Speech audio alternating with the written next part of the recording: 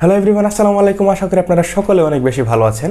আপনার বাজেট যদি হয় 20,000 টাকা, তাহলে আজকের এই ভিডিওটি আপনার জন্য। কারণ আজকের এই ভিডিওতে 20,000 টাকা বাজেটের ভিতরে আমি আপনাকে মোট 3টি ফোনের সাথে পরিচয় করে দেবো। এই ফোনগুলো দিয়ে আপনারা মোটামুটি ভালো মানের ফটোগ্রাফি করতে পারবেন। এই ফোনগুলোর ডিসপ্লে ভালো এবং গেমিং করতে পারবেন। সো বন্ধুরা, ভিডিওটি প্রথম থেকে শেষ পর্যন্ত কন্টিনিউ করতে থাকুন। আশা করি এই ভিডিওটি আপনাকে অনেক বেশি ভালো লাগবে। আর আমার ভিডিওটি যদি ভালো লাগে তাহলে অবশ্যই ভিডিওটিতে একটি লাইক করবেন এবং চ্যানেলটি অবশ্যই সাবস্ক্রাইব করতে ভুলবেন না। সো বন্ধুরা, চলে যাই এখন মূল ভিডিওতে। ভিডিও জুড়ে আমি থাকছি মেহেদি হাসান। আপনারা দেখছেন বরাবরের মতোই জিরো কনসেপশন।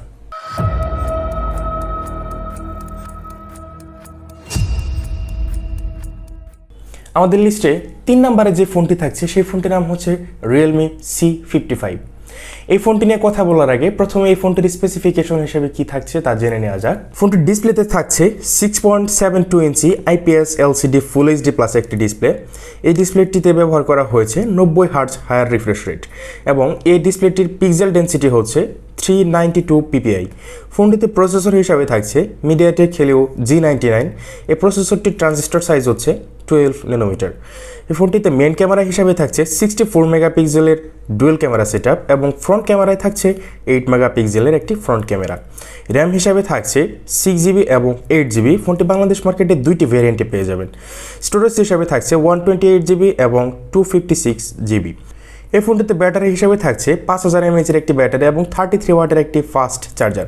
ফোনটি বাংলাদেশের 6128 ভ্যারিয়েন্টটি 19,999 টাকায় পেয়ে যাবেন এবং 8256 ভ্যারিয়েন্টটি 23,999 টাকায় পেয়ে যাবেন। এই ফোনটি 3 নম্বরে রাখার কারণ হচ্ছে এই ফোনটিতে যে ক্যামেরাটি ব্যবহার করা হয়েছে এখানে কিন্তু দুর্দান্ত একটি ক্যামেরা রয়েছে। এখন এইখানে তারা ডুয়েল ক্যামেরা সেটআপ না দিয়ে যদি ট্রিপল ক্যামেরা সেটআপ দিত তাহলে আরও একটু ফিচার্স ভালো হতে পারত। এবং এইখানে যে ডিসপ্লেটি ব্যবহার করা হয়েছে এখানে যদি তারা অ্যামোলেড ডিসপ্লে ব্যবহার করতো তাহলে আরও অনেক বেশি আকর্ষণীয় হতে পারত। তবে এই ফোনের ইউজার এক্সপিরিয়েন্স এবং এই ফোনটি দিয়ে আপনারা মোটামুটি গেমিং করতে পারবেন এবং এই ফোনটির ইউজার রিভিউ কিন্তু এখন পর্যন্ত আমরা অনেক ভালো পেয়েছি। আমাদের লিস্টে 2 নম্বরে যে ফোনটি থাকছে সেই ফোনটির নাম হচ্ছে realme 10। এই ফোনটি নিয়ে কথা বলার আগে প্রথমে জেনে নেওয়া যাক এই ফোনটির স্পেসিফিকেশন হিসাবে আমাদেরকে কী অফার করছে 20,000 টাকার ভিতরে। ফোনটিতে ডিসপ্লে হিসেবে থাকছে 6.4 ইঞ্চি সুপার অ্যামোলেড ডিসপ্লে। এই ডিসপ্লেতে ব্যবহার করা হয়েছে 90 হার্টজ হায়ার রিফ্রেশ রেট। এই ডিসপ্লে থেকে আপনারা মোটামুটি ভালো মানের পারফরমেন্স পেয়ে যাবেন এবং এই ফোনটিতে প্রসেসর হিসাবে থাকছে মিডিয়াটেক হেলিও G99। এই প্রসেসরটি মোটামুটি ভালো মানের একটি প্রসেসর। এই ফোনটি দিয়ে আপনারা মোটামুটি ভালো মানের গেমিং করতে পারবেন এবং মিডিয়াম গ্রাফিক্সে ভালো এক্সপিরিয়েন্স পেয়ে যাবেন গেমিংয়ে। ফোনটিতে মেইন ক্যামেরা হিসাবে থাকছে 15 মেগাপিক্সেলের। ফোনটিতে মেইন ক্যামেরা হিসাবে থাকছে 50 মেগাপিক্সেলের ডুয়েল ক্যামেরা সেটআপ এবং ফ্রন্ট ক্যামেরায় থাকছে 16 মেগাপিক্সেলের একটি ক্যামেরা এবং র্যাম হিসাবে থাকছে 6GB।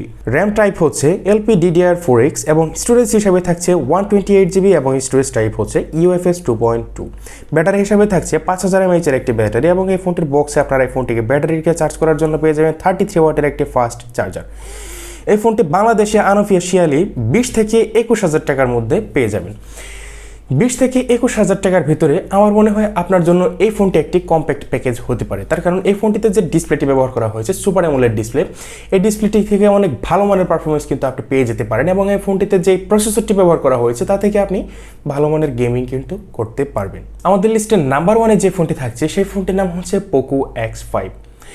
এই ফোনটি নিয়ে কথা বলার আগে প্রথমে আপনাকে একটু কথা বলি।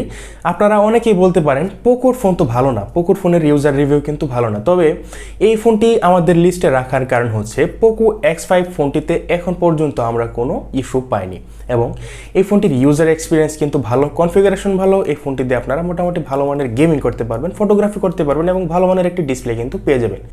সেই জন্য এই ফোনটিকে আমরা নাম্বার 1 লিস্টে রেখেছি। সো বন্ধুরা, এখন জেনে নেওয়া যাক এই ফোনটিতে স্পেসিফিকেশন হিসাবে কী কী থাকছে। ফোনটিতে ডিসপ্লে হিসাবে থাকছে 6.67 ইঞ্চি একটি অ্যামোলেড ডিসপ্লে। এই ডিসপ্লেতে ব্যবহার করা হয়েছে 120 হার্টজ রিফ্রেশ রেট এবং এই ডিসপ্লেটির পিক্সেল ডেন্সিটি হচ্ছে 395 ppi।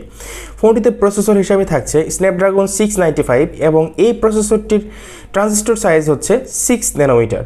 ফোনটিতে মেইন ক্যামেরা হিসাবে থাকছে 48 মেগাপিক্সেলের ট্রিপল ক্যামেরা সেটআপ এবং এই ফোনটির ফ্রন্ট ক্যামেরায় থাকছে 13 মেগাপিক্সেলের একটি ক্যামেরা। এই ফোনটির ফ্রন্ট ক্যামেরা এবং ব্যাক ক্যামেরা দিয়ে আপনারা 1080pতে ভিডিও রেকর্ড করতে পারবেন 30 fps এবং 720তে ভিডিও রেকর্ড করতে পারবেন 30 fps। ফোনটিতে র্যাম হিসেবে থাকছে 6GB এবং 8GB এবং র্যাম টাইপ হচ্ছে LPDDR4X। এবং এই ফোনটিতে স্টোরেজ হিসাবে থাকছে 128GB এবং 256GB। এই ফোনটিতে ব্যাটারি হিসাবে থাকছে 5000 mAh একটি ব্যাটারি এবং এই ফোনটির বক্সে পেয়ে যাবেন 33 ওয়াটের একটি ফাস্ট চার্জার। ফোনটি বাংলাদেশে মোট দুইটি ভ্যারিয়েন্টই পেয়ে যাবেন, একটি হচ্ছে 6128GB, এই ফোনটির প্রাইস হচ্ছে 23,000 টাকা এবং আরেকটি ভ্যারিয়েন্ট হচ্ছে 8256, এই ফোনটির প্রাইস 27,500 টাকা। যদি আপনার বাজেট 20,000 টাকা বা সামথিং হতে পারে তাহলে আপনি 6128 ভ্যারিয়েন্টের দিকে যেতে পারেন। সো বন্ধুরা, এই ছিল আজকের আমাদের ভিডিও। দেখা হবে পরবর্তী কোনো ভিডিওতে আপনাদের সাথে। সে পর্যন্ত অনেক বেশি ভালো থাকবেন। আসসালামু আলাইকুম।